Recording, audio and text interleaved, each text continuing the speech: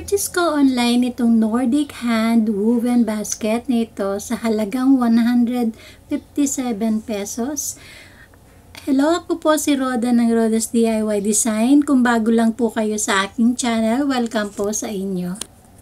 Gumamit po ako ng vintage pear design na na-search ko sa Google na gagamitin kong design sa basket. Gugupitin ko lang siya para makuha ko ang shape ng pear gamit ang maliit na gunting.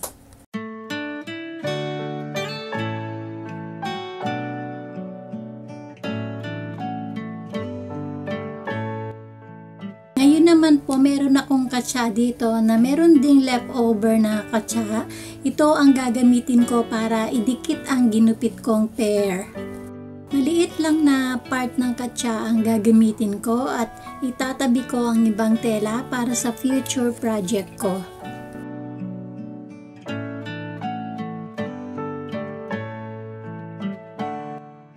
Gugupitin ko ang sobrang tela sa gilid para makuha ko ang tamang sukat na gagamitin ko.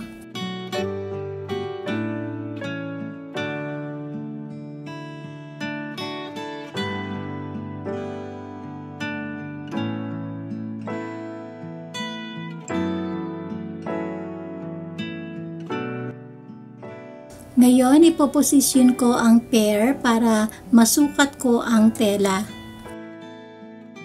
Gumamit ako ng Mod Podge para idikit ko sa tela ang pear.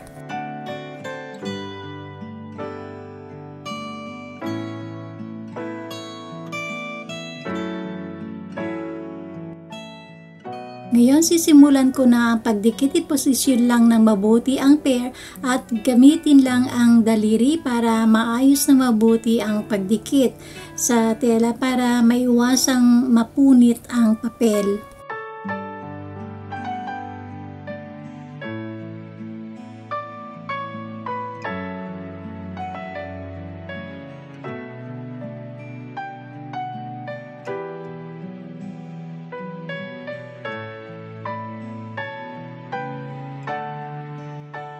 Dahil nadikit ko na ang pear sa tela, gugupitin ko siya gamit ang malaking gunting para makuha ko ang shape ng square.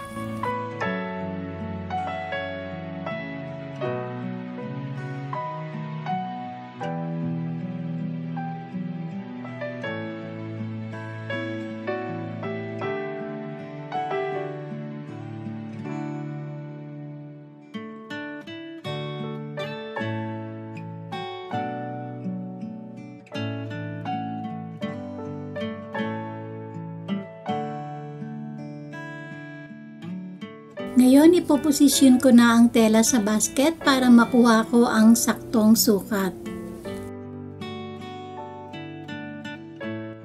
First time kong gumamit ng B7000. Sabi po sa online review, epektibo po ito at super dikit. Try natin.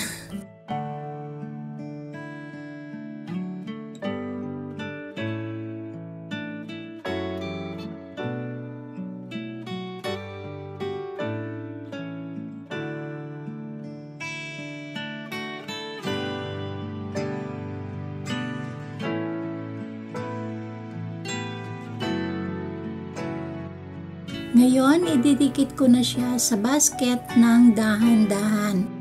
Ginamit ko ang hawakan ng gunting dahil medyo mainit ang glue. At medyo may amoy lang siya na parang amoy aceton itong B7000.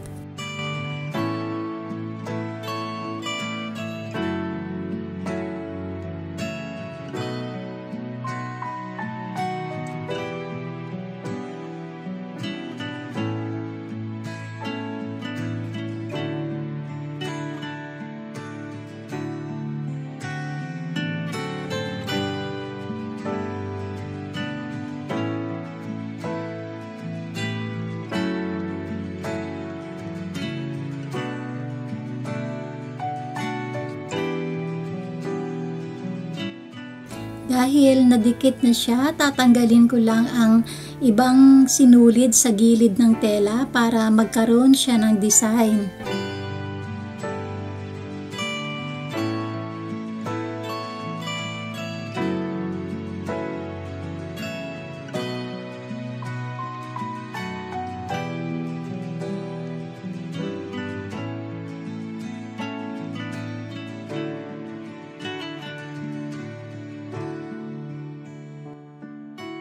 Para sa final at secure ang picture, mag-a-apply ako uli ng Mod Podge para hindi mangupas ang kulay ng pear.